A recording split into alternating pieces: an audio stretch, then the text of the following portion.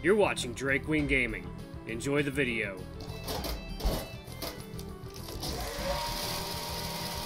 Hey guys, Nary here from Drakewing Gaming. Some of you know me on Twitter, The Gaming Dragon. Today I'm coming back at you another Let's Play episode of Adastra. Oh, pardon me. So, last place we left off, we had just met with Amicus' brother Cassius, and, you know, it's clear to see that neither of them get along very well, because both of them are vying for the throne. But anyway, guys, please sit back and enjoy. Let me tell you for the next 20 minutes, and let's jump right in. Alarm 10, you're up, and let's go. Okay, alright. That's the balcony if you want to get some air, though I don't know why you would in this weather. Then he points at the couch. And that could be where you sleep, if that's alright with you. I've known other aliens prefer the floor, though. The couch is fine. I walk over to the red sofa, sizing it up. It's more than big enough, but as I pick up the little black pillow, I notice it's covered in fur. I inconspicuously pick some of it off before a light blanket smacks into the back of my head.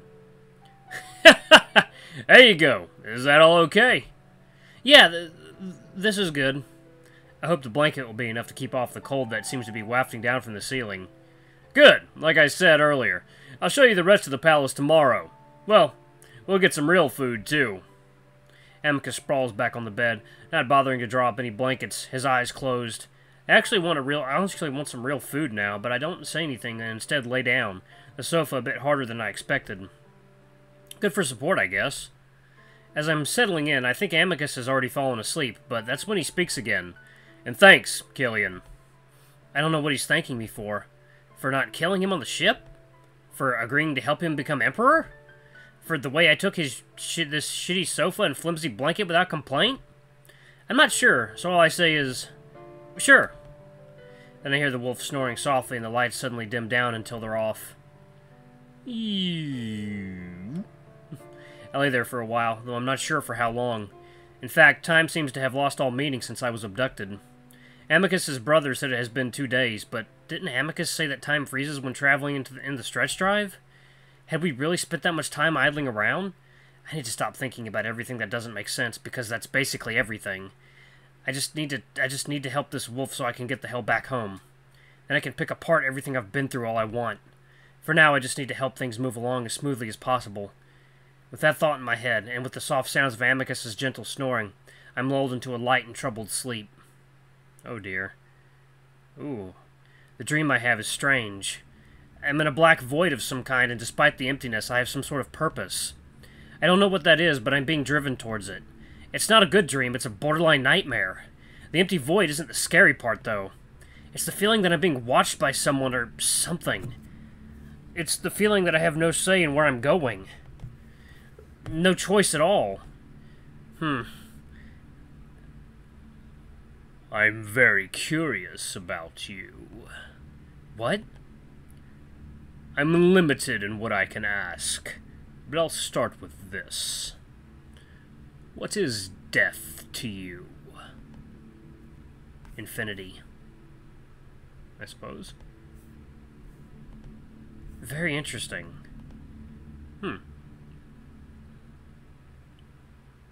Alright. Sometime just before I fully wake up, I hear something moving around behind me, followed by a mumbled voice, then a soft padding sound that fades out after a few moments. I wonder if one of my flatmates just arrived and looked into my room for some reason. As I shift around, I frown at how weirdly firm the bed I'm laying on is. My bed was softer than this when I got into it, and where are the sheets? Oh dear. I open my eyes and see a red velvety surface in front of me. Then I turn over and see an unfamiliar ceiling with a golden square pattern above me. Oh, yeah. I look over toward the bed where I expect to see Amicus, but it's empty. I stare again at the ceiling for a while, letting the sudden realization that I'm still here wash over me. I go over everything that happened yesterday, the last shred of hope that I've been dreaming fading from my mind. I look over at Amicus' bed, wondering if he'd gone into the bathroom. I listen for a while, but I don't hear anything coming from the door across the bed. There's a muffled sound of what I assume are birds chirping coming from behind the curtain.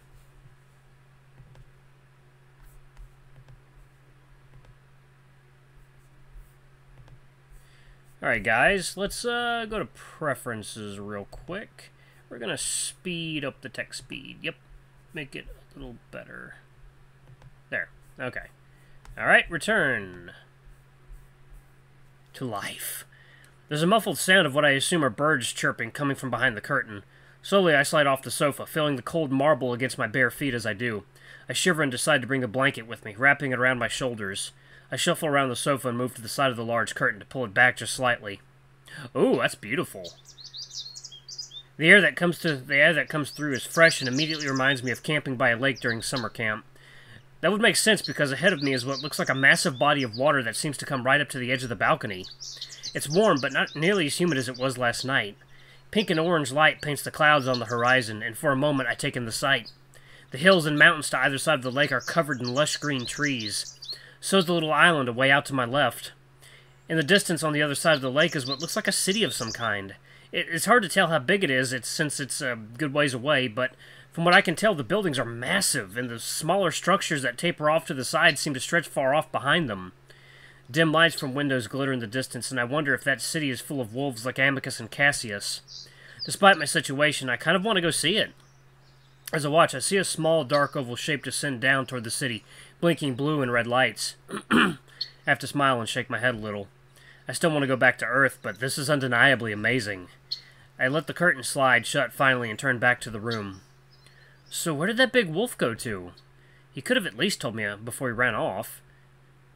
Good morning, Kyllian. I jump as the computer voice crackles overhead. I clutch my chest, breathing hard as the voice continues. Amicus has a message for you. There's a pause, then...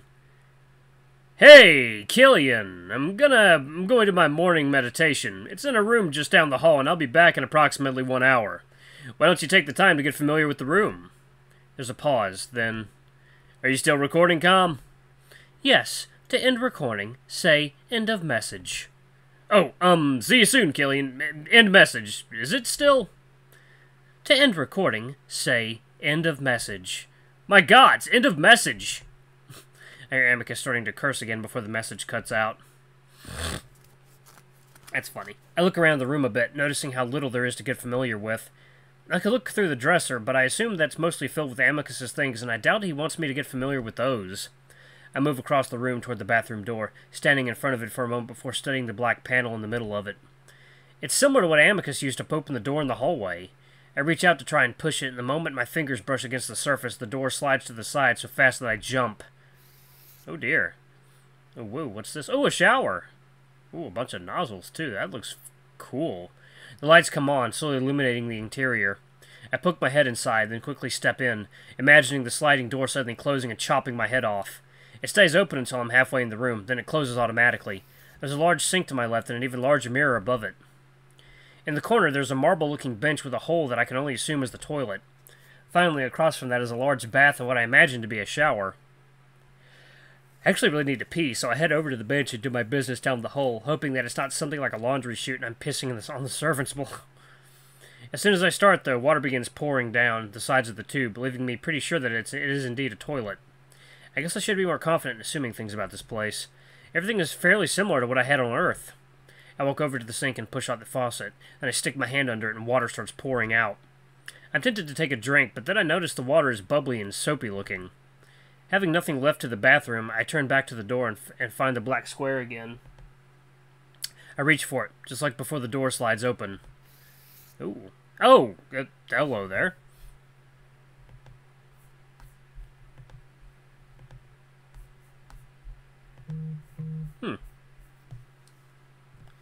Alright. Phone. Alright. If he thinks he's going to get away with it... Cassius is facing away from me, his arms folded as his bushy white tail swishes from side to side. I freeze up, staring at him wide-eyed. I have plenty of time to jump to the side, maybe hide in the shower area, but I just stand there like an idiot as the wolf turns around, almost in slow motion. He freezes just like I did when he spots me standing in the doorway. We stare at each other for a moment, for a very long moment. Then he screeches, making me jump back in shock. Oh gods! Oedipal, what is it? The wolf dodges back and forth, as if expecting me to try and run at him. Cato! Cato! Help! Come quick! Finally, Cassius' little dance of terror ends with him sprinting to my left and out of the room. I stand there for a moment, listening to his screams fade down the echoing hallway while wondering if I should hide or something, maybe go back into the bathroom and try to lock it. Instead, I hear more thudding, someone running up the hallway from the other end. Oh my god. Then Amicus comes running into the room, sliding to a stop in the middle of it. He spins in a circle, then spots me and runs up to me. What happened? Cassius came in and saw me. You let him see you? What? No, he just came in. Where were you? Meditating. I left a message. Where did he go? Cassius, he just ran off. Damn it! Amicus stands there, his tail thrashing back and forth. I glare at him. If you hadn't just left me here, this wouldn't have happened. Cassius shouldn't have even come in here.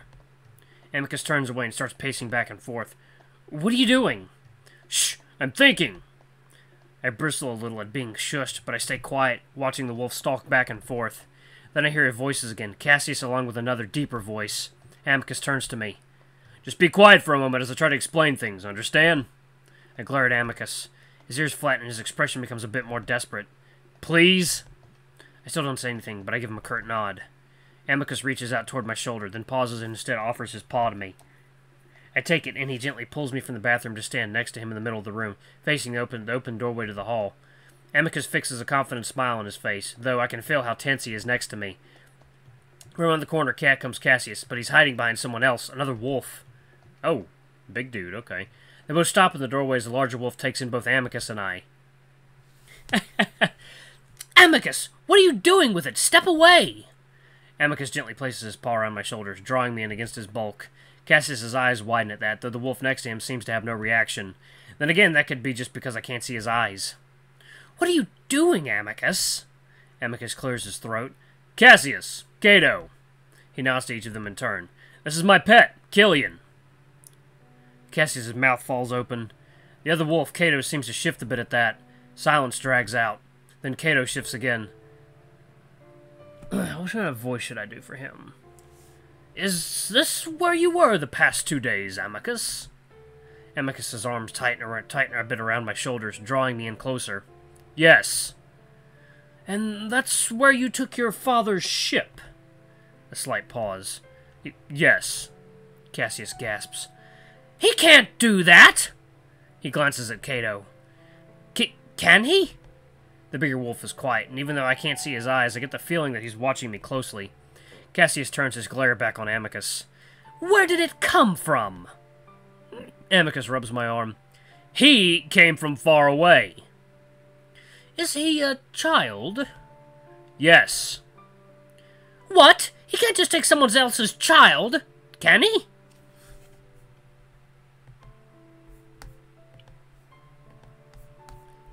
I like how Cassius doesn't seem to know what others can or cannot do. Again, Cassius looks at Cato.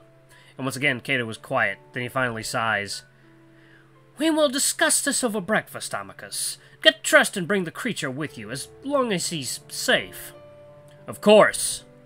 Then we will continue the conversation there. With that, Cato turns on his heel and walks out of the room, leaving Cassius to look after him with a gaping mouth. He turns back on us, snarling. I don't know what you're planning with that thing, Amicus, but if I know you, it's going to be something incredibly stupid. He takes another second look at me with unmistakable disgust.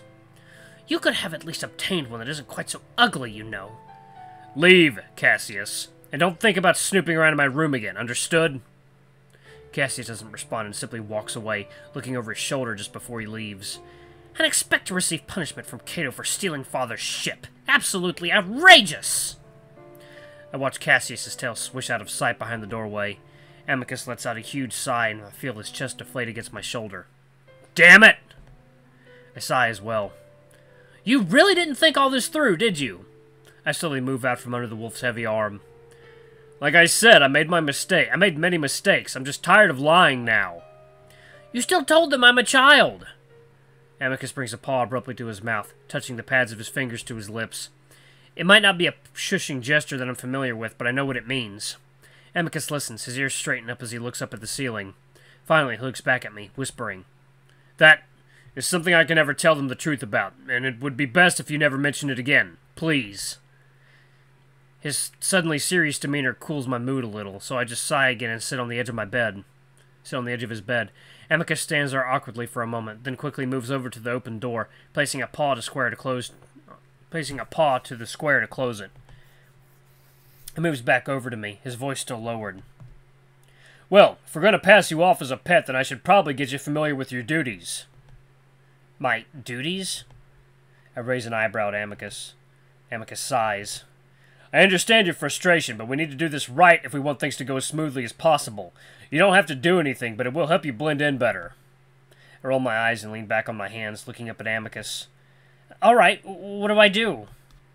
Well, first of all, I take my shower, and you help me wash. Help you wash? Yes, you would soap my fur and such. We stare at each other for a moment. It's something that the others wouldn't see, so I suppose it's not necessary, unless you want to. No. Well, alright then, never mind on that one. Amicus is clearly offended. Listen, I'm not gonna soap up your naked body. Yeah, you made that clear. Anyway, I'd honestly rather skip the shower today, but spending all the time in that spaceship has left me rather unkempt. Amicus turns to the bathroom and opens the door. You should at least come into the bathroom while I shower in case Cassius decides to barge in again. You can stare at the wall or something. Amicus stalks into the bathroom, and I have to smile as I follow him in, the door closing quietly behind me. Amicus notices me smirking. What? I shrug.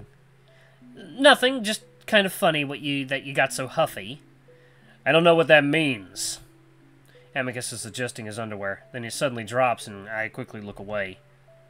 Heh, I suppose your people prefer modesty. Out of the corner of my eye, I can tell that Amicus has a smirk on his own.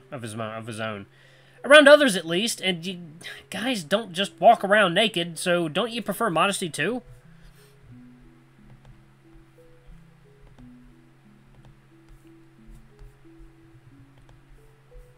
Probably not.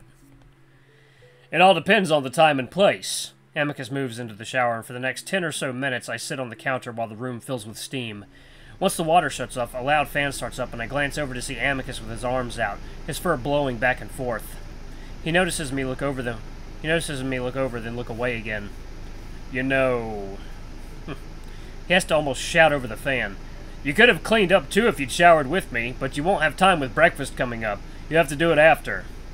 I shrug and wait for Amicus as he steps out and grabs clean undergarments hanging from a hook which he spends the next minute tying on. Alright, balls are gone. You can look now. Actually, do you even have those? I don't want to assume. I open the door and head out. Guess you'll never know. Heh. Maybe. Amicus spends another minute in the bathroom, opening a door under the sink and rifling around in it. The next thing you're supposed to do is get the brush and oils from here.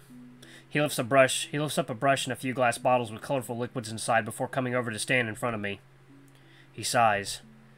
I know you don't want to, and I realize now that I'm repulsive to you, but I can't really reach every part of my coat, and it would be strange if I called for a drone when I have a pet. I think about making another moody remark, but the expression on his face makes me pause. I suppose I am being a little bratty right now. Besides, what else am I going to do while I'm here? Sit on the sofa all day? I get up and take the brush from Amicus, and I see a surprised smile on his face. Thank you, Kyllian. He shows me how to apply one of the liquids, a honey-colored one, to the brush. Oh, that's me, guys. It is rather late. It's 10:21. About the time I'm just kicking back and playing games. It's a treatment for my fur. It keeps it soft and voluminous looking. Here, you just take the brush and run it with the lay of my fur. He hands the brush to me and then stands facing away. I start slowly and run the brush through the fur between his ears and down his broad back, watching as the slightly disheveled hairs line up and lay down smoothly. It accentuates his shoulder blades and the thick and smooth muscles in his back. I'm hesitant at first, but I become more confident with each stroke. Actually, it's kind of relaxing. That is until I brush down the left side of his neck, which makes him gasp. I pull back quickly. Sorry, did I brush too hard? Amicus chuckles. No, that's just where you hit me earlier. Oh. I look closer and see that there is what looks like a lump under the fur. I carefully brush around it and move to Amicus's front. Amicus, meanwhile, has his eyes closed with a smile on his face, clearly enjoying himself. I'm sorry about that, by the way. I was really scared when I did it. Don't worry about it. I deserved it for tying you up so poorly. Amicus gives a wink. I feel my face grow a little hot as I focus on getting to the fur to lay just right on his biceps.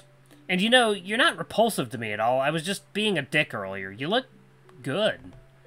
Well, I suppose I was too. I shouldn't have made fun of your sensibilities.